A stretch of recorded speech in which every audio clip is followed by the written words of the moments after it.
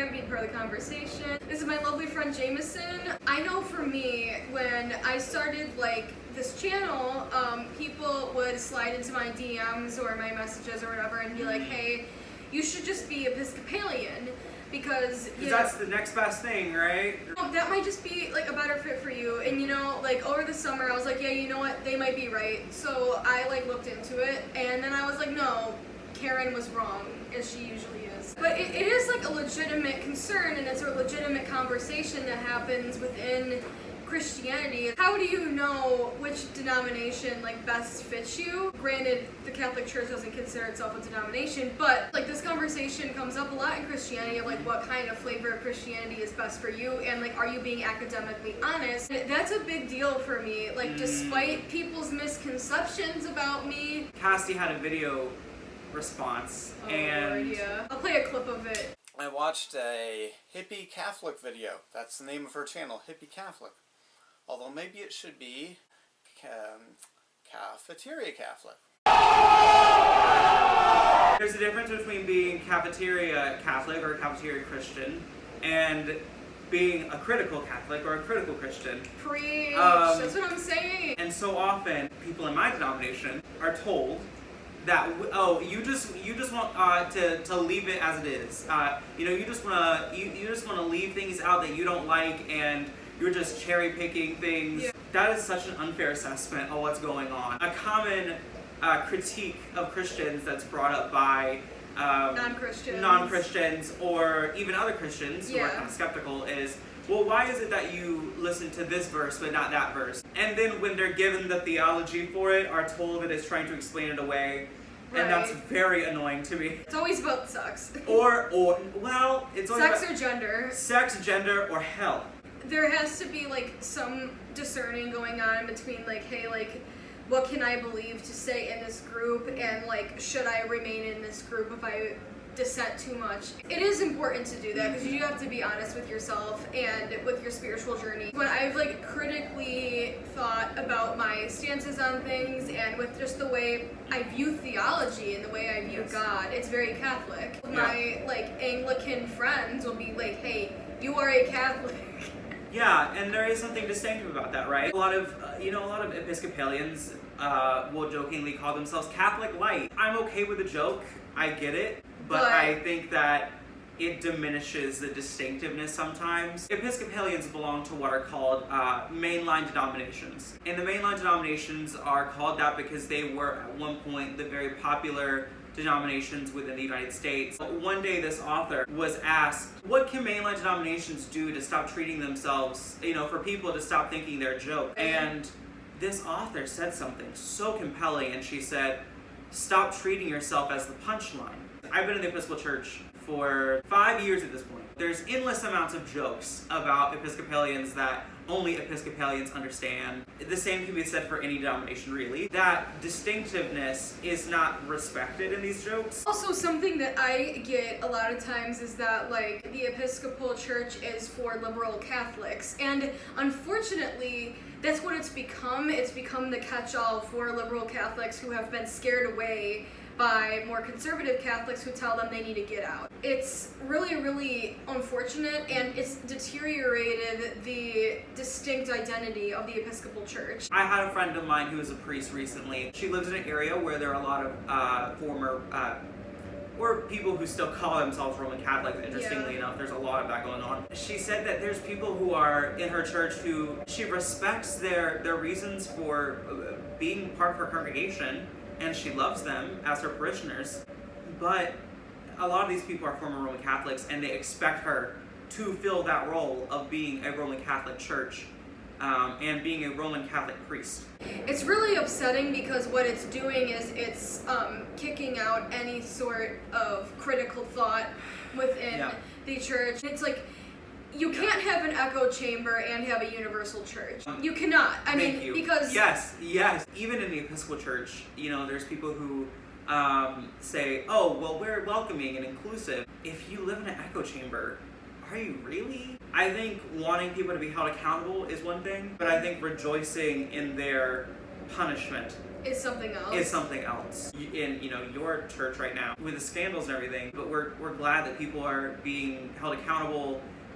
When they are being held accountable, I don't think any of us are really happy about it. I think we're like, why did this happen? I guess getting like back to like the whole thing of like this video of like what are the differences between like the Episcopal Church and the Catholic Church? There are indeed differences besides, the way the Episcopal Church views gender and sexuality. As I've heard from Catholics that the Episcopal Church is just the Catholic Church but with like looser sex ethics.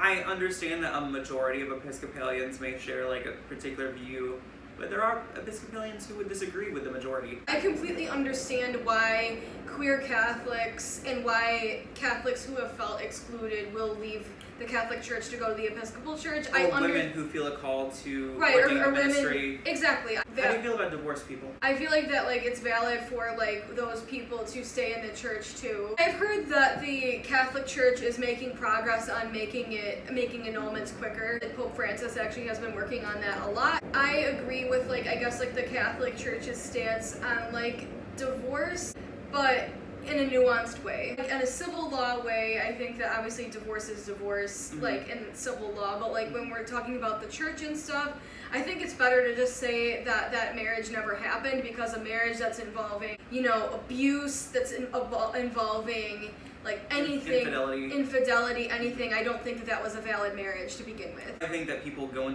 into a marriage not knowing what marriage is going to entail, not being in the proper headspace to make a proper decision to go into a marriage. And also we forget that there's a lot of people who find themselves pregnant. In some areas of the country, there's still this view that if you're pregnant you need to be married and things like that. And so people will marry people based on desperation. I don't think that those marriages were valid. I believe that marriage is a sacrament, and I believe that true marriage is forever. I've seen people that are planning on getting married, and you could see the sacredness of the love that they have for each other. It makes sense for them to be married. There's a sense of stability to their relationship. There's a sense of these two people are meant to be married. There's something about that transcends a piece of paper. Marriage has had various definitions. Our marriage we have today is It's new. Marriage was and is in many cases still considered an economic proposition. Literally up until 2010, a single woman living by herself was labeled as a spinster on legal documents. This does affect us today. The differences between the Episcopal Church and the Catholic Church, they do exist and they are essential. Number one we're going to get to is the papacy. I believe in the papacy. I believe that Jesus installed it, and the Episcopals don't. And we don't believe that. Yeah, there's a history of conflict. Anglicanism is not easy to define. It is a mutt to a certain extent of Protestantism and Catholicism. It is, and it sought to be that. So when Henry split from the church, Henry was problematic, and most Anglicans will admit that. It is to a certain extent a product of Henry wanting to get his marriage annulled by the Pope. The Pope saying no. It was more than just that. The people around Henry who were already seeing what was happening in Germany and in other parts of Europe were eager for that to happen. It was a product of that, but that's just the tip of the iceberg. What we have today in the Episcopal Church is a product of way later. The Episcopal Church is the Church of England in America. This is the Book of Common Prayer for the Episcopal Church right now. It's got all of our worship. It's got burial, marriage. All of our worship is inside this book. Is that your guys' catechism? Yeah, so the catechism is also in the back. This is actually what makes Anglicanism distinctive, is that it's a prayer book tradition. That's what makes us distinctively different from Roman Catholicism. Catholics go and say we can't have progress in the church because if you want progress, go become an Anglican. That's a terrible message to be sending to both the church and to people that are just in the church or considering leaving the church, because it's you're going and saying that you can't handle progress as if the church hasn't grown in the thousands of years that it's existed. We've never made a mistake. Even though change isn't the word we use for it. Both Anglicans and Roman Catholics love to act like we don't have a history of colonization. Both of us like to act like there's never been terrible, terrible things that have been, if not outright approved, people just turned the eye to and just kind of ignored. We love to act like we haven't been implicit in that, and we have. Christianity as a whole has been. I don't think that makes the message of Jesus any less compelling. Another main point is that Episcopalians and Anglicans in general have a very unique way of viewing the sacraments. We're pouring the water in baptism. This baptism is a visible sign of the fact that, like, in baptism, God gives us grace. So from what I've read about the Episcopal Church is that there is a variety of opinion when it comes to the nature of, let's say, communion. When it comes to the Eucharistic theology, or really any theology, but specifically Eucharistic theology, almost any Episcopalian or any Anglican is going to tell you that, yes, there's a real presence there. What that means for them, it will vary. There are people who are hardcore transubstantiationists. There are people who are more consubstantiation, where Jesus is present with the bread and wine. And then you have people who say it's a divine mystery and we can't know how Jesus is present. I believe in transubstantiation, and I fully align with the way the Catholic Church views communion. Confession time. When I went to CCD, that's like religious ed, for public school kids, I had some teachers say that the Eucharist was symbolic. I mean, I've heard Catholic priests say that.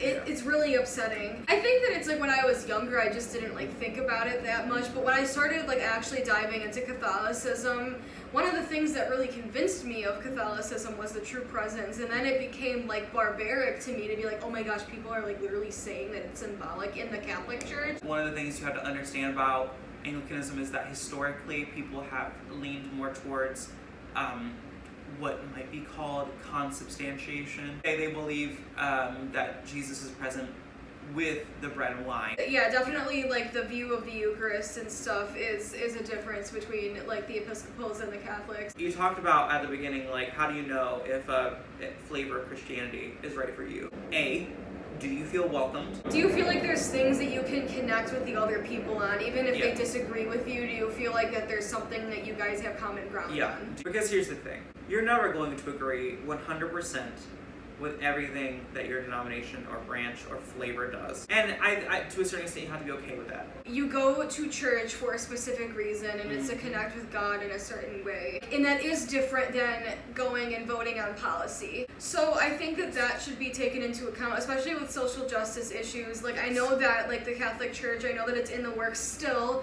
that women deacons are probably going to be a thing in the next few years. I also know if you just look through history, I mean, even look at Vatican II, everything used to be all in Latin, which I think that Latin Mass is great, but also just the way that Mass looks now. Norvis Ordo is a huge progress, and I'm using change differently than the way the church would use change. The church would use a different word because it's referring more to it's always been, in a line, it's always been connected to Jesus. Also, a difference between the Catholic Church and the Episcopal Church is our views on purgatory. That's a huge difference. It's also different from Lutherans too. Anglicans don't officially believe in purgatory. It's a tricky thing to talk about because we do officially pray for the departed.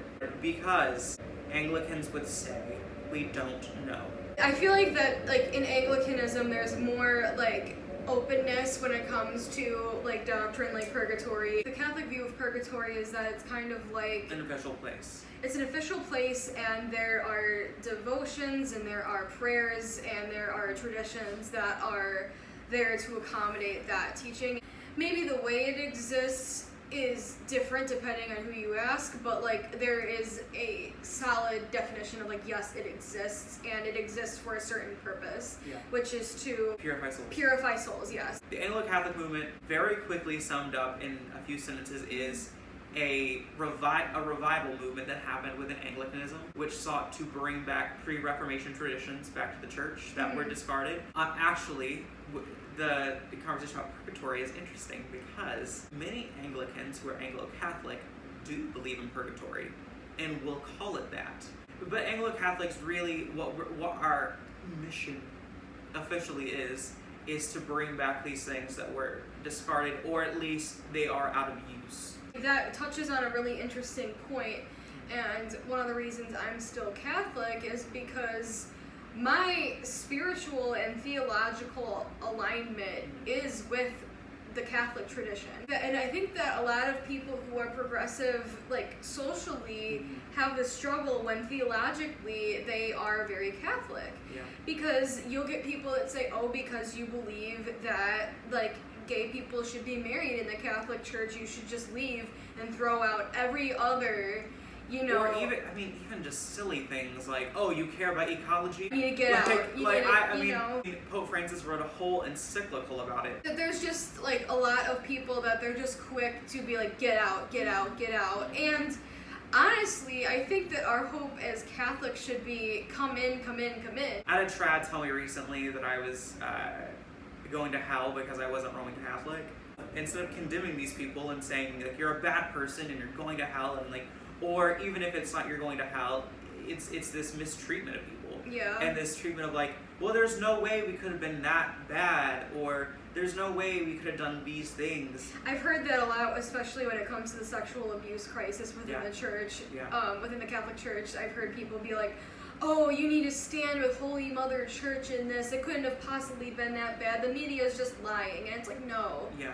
No. Yeah. Media's not just lying. This happened, and you should be angry about it, and you should be staying. But if you leave, it's okay, because it's understandable. If a person leaves, a home that is maybe abusive, do we condemn them?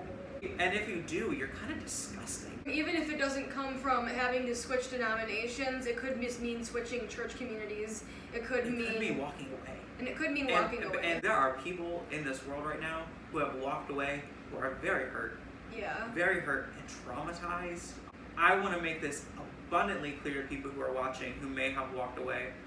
You may have walked away from the church, but Jesus did not walk away from you. People in institutions are sometimes awful, but you are valid, and you are okay, and Jesus loves you. I also want to go off of that and say that if you don't want to leave and everybody's telling you that you need to leave, you don't have to leave. If you align with the core dogmatic teachings of the Catholic Church, especially the Eucharist and the papacy, those two things are kind of like the big winners here. If you align with those things, you have no reason to be leaving the Catholic Church. Now, if you are, then maybe that's a reason to leave. If you're not, don't let some person tell you you gotta leave, because you know your theology and you know your theological standing better than they do. It is complex. You can't allow everyone in. That's true.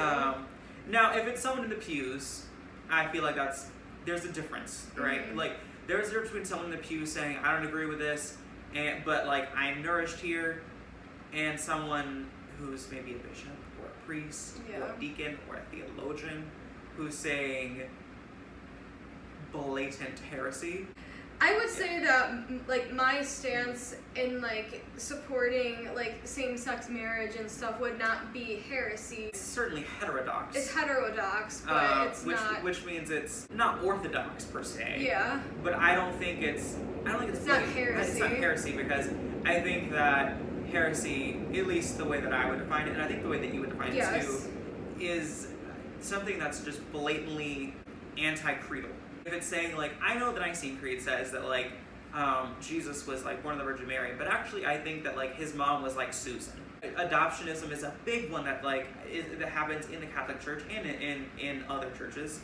Not to, call people out, but, like, a lot of people just don't understand the teaching, because we've done a kind of bad job of catechizing people. Yeah. People don't understand that Jesus is fully God and fully human, and they're trying to make sense of it, and they understand he's important, so what they say is like, well, at some point he must have been chosen by God. Right. And that's called adoptionism, which means that God adopted Jesus and made him special. And that's a heresy. I think there's a difference between heresy and a person, and I think we should separate them. I think the word heretic can be really nasty. I think heresy is valid. Yeah. I think that's a valid term because we have to call things what they are. I think that we can separate the thing from the person, and oftentimes people are well-meaning. I'll say this for anyone considering joining the Episcopal Church. A lot of times the grass seems greener on the other side. And it's not always so. And yeah, there are things that I love about my church. There are more things I love than I don't like, I'm sure you would say the same thing for anyone considering becoming a Roman Catholic. Not that you shouldn't become one. Like when you're considering staying or leaving, let it be introspective. Don't let it be necessarily that somebody's telling you need to leave here. You yourself have to be honest with yourself, and you have to look at the theology, and you have to be like, do I align with this? Something, I guess, again, that's different about the Catholic Church than the Episcopal Church is that with theology, we do have a set standard that it's like, no, you have to believe this to be Catholic.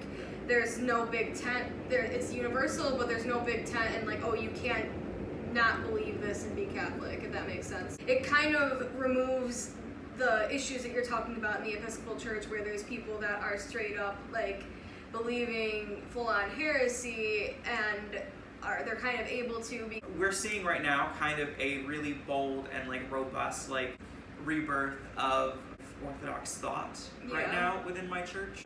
The Book of Common Prayer is what defines our teaching. It does not say that you can believe whatever you want. Right. It says you need to believe the creeds and you need to believe, these things. With the Catholic Church, though, it's like different than the Episcopal Church, is that there's more of like, okay, I guess the lines are more clear, I think, than in the Episcopal Church. And there is a lot of gray area when it comes to like how Episcopals and Catholics are different. There is a lot of gray area because the Anglican Church came from the Catholic Church, and they maintained a lot of that identity. And I guess by me going and saying that like there's more open interpretations to scripture and tradition in the Episcopal Church, that's not to say that all Episcopalians are heretics, just as I wouldn't say that dissent within the Catholic Church makes you a heretic, or that all dissent is heresy, A wise Jesuit priest once told me, Jameson, no one's theology is perfect. It doesn't mean we don't have standards. It doesn't mean we don't have boundaries. But that means that there's grace. I have a very strong Catholic identity, and it's because I fully believe in the Marian doctrine. I believe in the Immaculate Conception. I believe in the true presence of the Eucharist. I believe in transubstantiation. I believe in the Church's definition of purgatory. I believe in relics, that relics are a thing. And sacramentals. You can donate money to get people out of purgatory, even though there's a whole other, that's deserving of a whole other video. That's gonna get you in trouble in the comments. It's gonna get me in trouble in the comments, but it's a Catholic thing and it still is valid, even though it's not the only thing to help somebody in purgatory. When it comes to social teaching, I feel like that social teaching is fluid, and I believe that it's the Church's duty to serve the people in this way by looking at science, consulting professionals, also consulting their own theologians and lawyers and things, and I think that there's always room for growth when it comes to social teaching. I also recommend a video by Breaking in the Habit. I'll put that in the card above. He discusses heresy and what is heresy and what it's not. I'll include an article in the link to Earth and Altar, which is a Episcopal-based newsletter all about orthodoxy and inclusive orthodoxy and how orthodoxy empowers us to change the world. We'll be including a link to an Episcopal Church document called I Will Bless You and You Will Be a Blessing. Then I will be leaving a link to Vine and Fig, that is a Catholic organization that fights for LGBTQ rights and equality within the church, and I will put that in the description box below. I would define myself as an Episcopalian because in the Anglican, the Wesleyan quadrilateral, which says that authority is based in four things: scripture, then tradition, what has traditionally been said about this, then reason. God gave us reason and gave us our mind to think. The fourth one in the Wesleyan quadrilateral is experience, because there's a trust that the Holy Spirit speaks through people and their experiences. That's why I'm an Episcopalian, because I feel like that aligns more with the way that I view authority working. No, I don't believe in papal infallibility. I don't believe in papal authority. The experiences that I've had in the Episcopal Church just fit me more. Thank you so much, guys, for watching. Please consider supporting me on my Patreon account. As a small creator, I'm currently not monetized, so any donation would help the platform out immensely. Help us buy more theology books. If you are unable to donate, that's totally okay. You can still help the video and the channel by leaving a comment, liking the video, and just by sharing my videos with people who you think would enjoy my content here. Since we're all in quarantine, we have a lot of time on our hands. Tell us how we can pray for you. Thank you so much, guys, for watching. I'm Cassidy. I'm a hippie Catholic. God bless.